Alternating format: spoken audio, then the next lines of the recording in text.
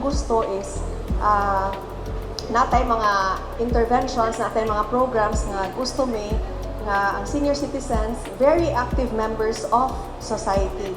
So karon naay 27 ka buok 80 years old, naay 18 ka buok na 85 years old, naay upat ka 90 years old. Pasalamat sa ta sa mga legislators o sa atong gobyerno nga nipasar ni nga balaod nga dili na mo maghuwat og 100 years old.